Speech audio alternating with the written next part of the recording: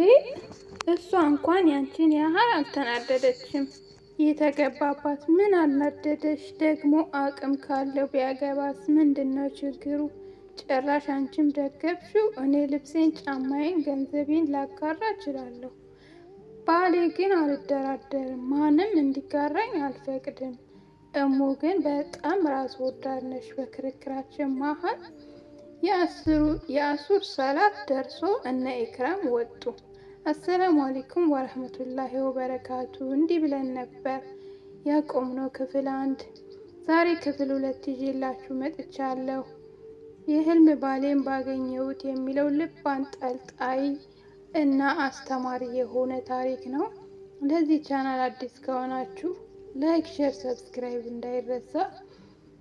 በመቀጠልም በቴሌግራም ቻናላችን መከታተል ለምትፈልጉ መከታተል ትችላላችሁ። አሁን ወደ ክፍል 2 እናልፋለን።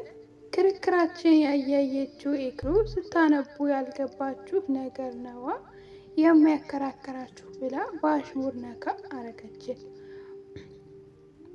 ወሬው ለነሱ ነገርኳቸው። ነቢም በዛ ላይ አስተያየቷን ሰጠች። በእርግጥ አላህ ፈቅዶላታል። ፍትሃዊ መሆን ከቻለ ቢያገባ ችግር የለውም።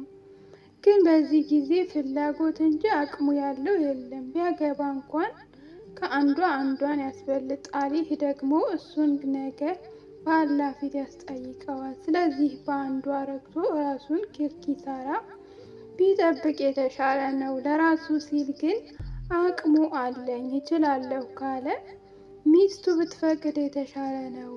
አንድም ባሏ በረሃም ሄዶ እንዳይባል ልክ ከሀራም ትጠብቀዋለች። በዛ ላይ እነዛም ሙስሊም እህቶቹ ናቸው። ፈሳድ ላይ ሳይወድቁ በሐላል እሷ እየኖረች ያለችውን ህይወት እነሱም እንዲኖሩ ብትፈቅድ እንደኔ ሀሳብና እምነት ጥሩ ነው ባይነኝ ብላ ንግግሯን ጨረሰች። በቃ አሁን እርሱ ደርሷል እንስገዳለች እና ኢክራም አስነሳችን። በኢክሩ ኢማምነት አሱርን ሰግደን በተቀመጥንበት ፎዚያ መጣች። ፎዚም የሰርግ ወረቀት ይዛ መጣች። እኛም ማን ሊያገባ ነው ብለን ጠየቅናት። ፎዚም የክፍላችን ተማሪ ነች። ፈተና በመድረሱ ሰበብ ላይብረሪ ከወትሮ በበለጠ ተማሪ በብዛት ይገኛል። ፎዚ እኛ ጋር ደርሳ ሰላም ካለችን በኋላ ብዙም ሳትቆይ የሰርግ ጥሪ ካርድ ሰጥታን ተመለሰች። ማን ነው ባሏ ብለን ስሙን ስናይ ሙስጠፋ ጀማል ይላል። አናውቀውም ነቢ፣ እስኪ በአላህ አግቢ ሚዜ እንሁን አልኳት። አሁን ላይ ስለ ባል እያሰብኩ አይደለም፣ ትምህርቴ ላይ ነው ትኩረቴ። ግን ከኔ በላይ አላህ ለእኔ የሚጠቅመኝን ያውቃልና የአላህ ውሳኔ ከሆነ አላህ ባለው ጊዜ አገባለሁ አለችን። ቀጠል አድርጋ አንቺ ለምን አታገቢም አለች። እኔማ አገባለሁ፣ ግን በእድሜ በቁመት በትምህርት ደረጃ ከኔ መብለጥ አለበት ብዬ ትዕዛዝ አዘል የሆነባቸውና እንዴ እኛ እኮ አይደለንም የምንሰራልሽ ባልሽን ብለው ሳቁብኝ። በቃ ኢክሩን እንዳራት አልኩኝ። እኔ አቂዳው ያማረ የዲን አጋዥ የሚሆነኝን ካገኘው ዛሬ ነገ ሳልል አገባለሁ አለች። ኢክሩ ሀዩም ቀጠል አድርጋ እኔም ሰዎች የሚያዩትን እብደቴን ሳይሆን አላህ የሚያየውን የውስጤን ተመልክቶ አላህ ሷሊህ ባል ይሰጠኛል ስትል ነቢያት ንግግሯን ተከትላ የውስጥሽንማ አይቶ እብድ አፍቃሪ ሰጠሽ አለቻት። አሻግሬን አስታውሳ ይሄኔ ስትናገር ስቄ ልሙት አልኩኝ። ከንግግሯ በላይ የእኔ ሳቅ ያናደዳት ሀዩ ሁላችሁም ገደል ግቡ ብላ ትታን ሄደች። ኢክሩ ተከትላ አባበለቻት። የፈተና ቀን ደረሰ። እኔና ሀዩ ማትሪክ ተፈታኝ ስለሆን ፈተናው ብዙም አላሳሰበንም። የፈተናው ውጤት የሁለታችንም ጥሩ አይደለም፣ ግን አላስደነገጠንም። በነገራችን ላይ ኢክራም ልታገባ ነው። ፈተና ከጨረስን ከ15 ቀን በኋላ ታገባለች። ቀን ቀን እየተካ ማታ ማትሪክ ደረሰ እና ሀዩ በሰማችን የሚገኝ ጎበዝ ተማሪ ፈልገን እኔ ኢምራንን አገኘሁ። ሀደራ አልኩት። ሀሳቤን እሱ ላይ ተውኩ። ሀያትም ሀይደርን አገኘች። ፈተና ጀመርን። ስሜን መታወቂያ ቁጥሬን አስተካክዬ ሞላሁ። ሌላውን የኢምራንን የጥያቄ ወረቀት ተቀብዬ መልሱን መልስ መስጫ ወረቀቴ ላይ አሰፈርኩ። በዚህ መልኩ ፈተና ጨርሰን በቃ ከዚህ በኋላ ለ4 ዓመታት የቆየንበትን ትምህርት ቤት ዳግም ላንመለስ ተሰናበትን። ውጭ ላይ ግማሹ ዩኒፎርም ይቀዳል፣ አንዳንዱ ያቃጥላል፣ ግማሹ ደግሞ ለተተኪ ተማሪዎች አቅም ለሌላቸው ተማሪዎች እንዲሁም ለበጎ አድራጎት ክበብ ይሰጣል። እኛም ለቀጣይ ተማሪዎች መማሪያ ይሆን ዘንድ ዩኒፎርማችን አስረክበን ወጣን።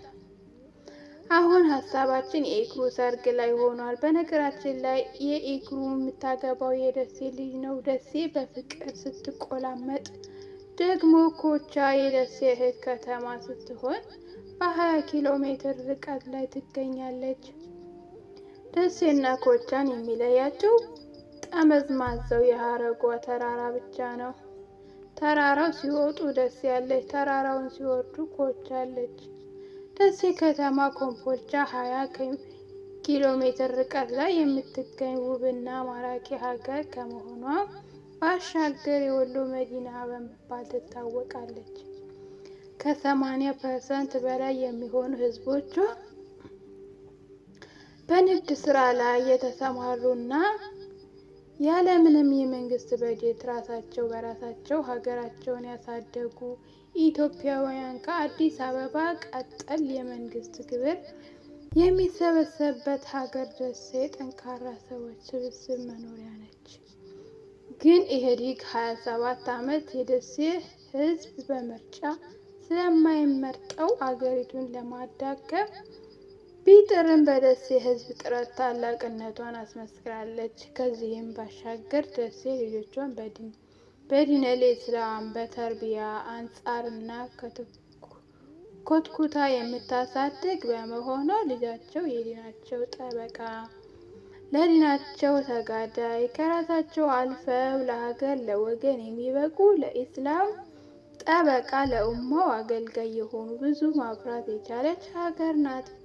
ከዛሬ 7 ዓመት በፊት የአህባሽን አስተምሮ ወደ ደሴ ከተማ በማስገባት ይህን ጧሃራ ቀልብ ያላቸው የደሴ ከተማ ልጆች ከዲናቸው እንዲርቁ ከመስጊድ እንዲወጡ ቂርአት እንዳይቀራ የደሴ ከተማ ወጣት ከዲኑ ተዳክሞ ጫት ተራ መዋል ከጀመረ ሰነበተ። ለምን በተለያዩ መስጊዶች ሲገቡ ከአህባሽ ውጭ ያሉ ከነሱ ደጋፊ ውጭ ያሉትን እነሱ ባወጡት ስም ወሃቢይ ነው በማለት ስንት የደሴ ከተማ ልጆች ተገርፈዋል፣ ተገለዋል። ሴቶች ሂጃባቸው ተገፏል። ፌዴራል ፖሊስ በየመስጊድ ከነጫማው እየገባ ስንት ወጣት በእምነት ቦታው መስጊድ ውስጥ ተገርፈዋል። ወይ ጊዜ! ያ ዘመን አልፎ አሁን ላይ ይሄ ለውጥ መጥቶ ማየቱ ለራሱ ራሱን የቻለ ደስታ ነው። አልሐምዱሊላህ።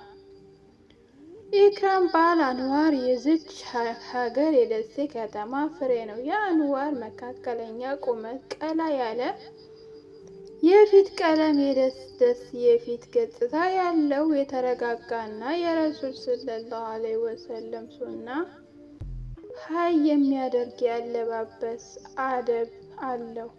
በአጠቃላይ አንዋር ቆንጆ ሊባል የሚችል ልጅ ነው። ለነገሩ ሴትና ቲማቲም ኮምቦልቻ፣ ወንድና ጫማ ደሴ ነው መገኘው ሲባል ሰምቻለሁ። ምናልባትም የአንዋር ውበት ከሀገሩ ነው፣ ከአፈሩ ከውሃው ብለን እንለፈው።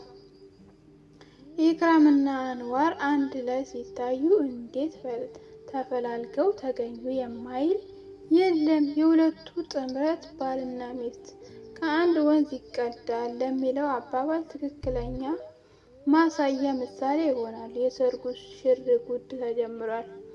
የሙሽራ ቀሚስ ኢክሩ መርጣለች። እኛም ወደን ይሁን ብለን ወደ ሚዜ ልብስ መረጣ ገባን። ሰርጉ ሽርጉድ ተጀምሯል። የሙሽራ ቀሚስ ኢክሩ መርጣለች። እኛም ወደን ይሁን ብለን ወደ ሚዜ ልብስ መረጣ ገባን። ሰማያዊ ከለር ቀሚስ መርጠን የወንድ ሚዜ ሰማያዊ ሸሚዝና ከረባት እንዲገዙ ነገርናቸው። ተስማሙ። ከቀናት ኋላ ደግሞ ቀይ ቀሚስ ቢሆን የበለጠ ያምራል የሚል ሀሳብ ተነሳ። በሀሳቡ ተስማማን። ስለዚህ ወንዶችን መቀየር አለባቸው እና በቀይ ከለር እንዲቀይሩ ነገርናቸው። ውይ አቤት ሴት መሆን ብለው ሳይታዘቡን አልቀሩም። የሰርግ ቀን ሲቀርብ እረፍት ያሳጣል። እንዲሁም አርፈንበትን ቀን ሳናውቀው ጀማዓ ዓርብ ደረሰ። ጁማዓ ቀን የሂና ቀበታ ቀን ነው። ሙሽራዋ ሂና ስትሰራ ሚዜና አጃቢ ተሰብስቦ ይጨፍራል። ከጁማዓ ሶላት በኋላ ሁላችንም እነ ኢክሩ ቤት ተሰባስበን ኢክሩ የህንድ ቀሚስ ለብሳለች። በጣም አምሮባታል እንጂ ላይ የምትሰራውን የሂና ዲዛይን መርጠንላት ተሰራች። ከዛ ጭፈራ ተጀመረ። በዛ ቀን ያልጨፈረ የለም። የሙዓዝ የሰርግ ነሺዳዎች ተወዳጅ ናቸው። እድሜ ለሙነሺዶቻችን እንጂ ሰርጋችን አደምቀውታል። በፊት የሙስሊም ሰርግ የሀዘን ቤት ያህል እየቀዘቀዘ ነው ይሉን ነበር የሌላ እምነት ተከታዮች፣ ምክንያቱም ሙዚቃ የለማ። አሁን ግን ሙነሺዶቻችን ሰርጋችን አድምቀው ከማንም በላይ ተወዳጅ አድርጎታል። ዓርብ በቅዳሜ ሊተካ ፀሐይ ቦታዋን ለጨረቃ ለቀቀች። የቅዳሜን ፀሐይ ቀድመው በሌሊት የሰፈር ሴቶች እንጀራ መጋገር ጀምረዋል። እስከ ንጋት ድረስ ብዙ ጋጋሪዎች ነበሩ። ሴቶች እንጀራ ይጋግራሉ። ወንዶች የተጋገረው እንጀራ ወደ ቤት በማድረስ ስራ ተጠምደዋል። እኛም ኢክሩን ይዘን ወደ የውበት ሳሎን ይሄድን። በእርግጥ ኢክሩ መስራት አልፈለገችም። ለአንድ ቀን ብዬ አልሰራም ነገ ፈርሶ አይቀርም ብላ ትታዋለች። ግን በሰርግሽ ቀንማ አምሮብሽ ነው መታየት ያለብሽ ብለን ስንጫናት ተስማማች። በእርግጥ ሁሉም ሙስሊም ሴቶች ሲያገቡ ፀጉራቸውን ፐርም ይቀባሉ እንጂ ካውያውም የሆነ ፒስትራ መሰራት አይመርጡም። ምክንያቱም ሰኞ ጠዋት ታጥበው ስለሚወጅብ ግዴታ ስለሚሆን መፍረሱ አይቀርም። ስለዚህ ውሃ የሚያፈርሰውን እና ለረጅም ጊዜ የማቆየውን ፐርም መቀባት ይመርጣሉ። ከውበት ሳሎን እንደተመለስን ለመናፈሻ ቆይታችን የሚያስፈልጉን ነገሮች ገዛዝተን የተከራየነውን የሰርግ ልብስ ይዘን ወደ ቤት ተመለስን። የሰርግ ጣጣ ብዛቱ! ወደ ቤት ስንመለስ ሰው ለጉድ ይተራመሳል። ሴቶች ሽንኩርት በመክተፍ፣ ወንዶች ስጋ በመቆራረጥ ስራ ተጠምደዋል። መድረኩ ተዘጋጅቶ አምሮበታል። በግራና በቀኝ የተቀመጠው ሙንታርቦ የሙዓዝን ነሺዳ በማስተጋባት የዳንሱ ድባብ አድምቆታል። አላሁመ ሶሊ አላ ሙሐመድ ጀማሉል ዓለም፣ አላሁመ ሰሊ አላ ሙሐመድ ጀማሉል ዓለም። ሙሽሪት ሙሽራው ኑር ፈሰሰባችሁ፣ የነብዩ ሱና ሆነናል ልብሳችሁ ጀማሉል ዓለም። አምራ ተውባለች ሙሽሪት ለባሏ በመሃባ ቅባት ደምቃ ተወልውላ ጀማሉል ዓለም። አትሸሽ ወንድሜ ፍርሃት ይበቃሃል፣ ለጤና ክፉ ነው ኢማን ይከዳሃል ጀማሉል ዓለም። አላሁመ ሶሊ አላ ሙሐመድ ጀማሉል ዓለም፣ አላሁመ ሶሊ አላ ሙሐመድ ጀማሉል ዓለም።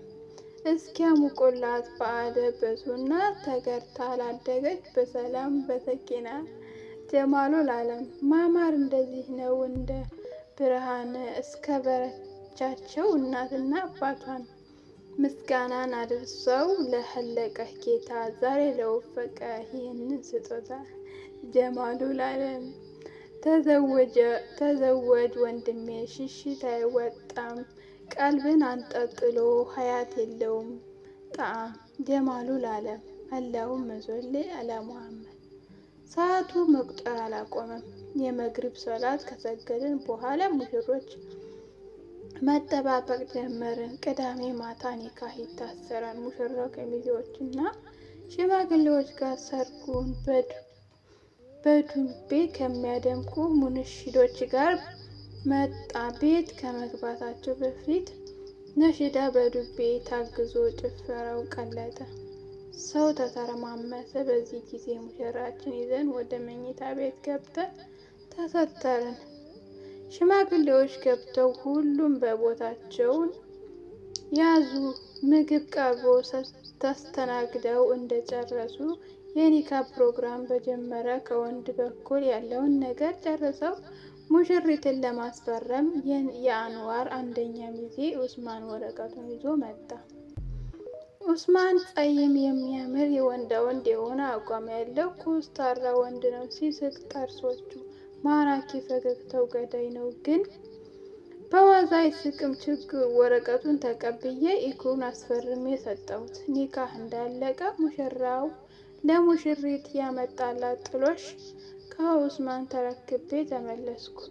አሁን ጉዳያችን ጨርሰዋል። ነገ ደግሞ ኢክሩን ለመውሰድ ይመጣሉ።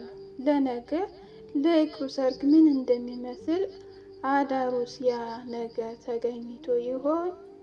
ነገ በኢክሩ ሰርግ እንገናኛለን። ግን ሽር የሚያረግ አባባሎች ሽር የማታደርጉ የስግብግብ ባህሪ እያየንባችሁ ስለሆነ የእናንተ ጤንነት ሀሳብ የሆንብና ሸር መባረክ አለን በሉ። ሰዓቱ መሽቷል። ግን የሰው ትርምስና ግርግር የቀን ያህል ሆኗል። አዳርም አይተኙም። ሴቶች ወጥ ሲሰሩ፣ ወንዶች ሴቶችን ሲጠብቁ ያድራሉ።